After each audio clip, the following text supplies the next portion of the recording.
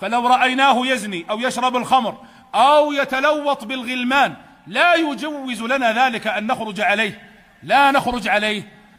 لا يكتفى برؤية الكفر البواح الذي عندنا فيه من الله برهان، حتى لو كفر كفرا بواحا عندنا فيه من الله برهان، هذا ميزان تافه، هذا ميزان تافه لا ينظر الله عز وجل له. نحن نسمع ونطيع من باب التعبد لله عز وجل. أدى لنا حقوقنا، هذا نور على نور. حجبنا حقوقنا فلا نزال نسمع ونطيع. طيب وحقوقنا نطالب بها، لكن نطالب بها بالطرق المشروعة. ومتى ما أساءت الشعوب ظنها في حاكمها حصل الفساد في البلاد والعباد.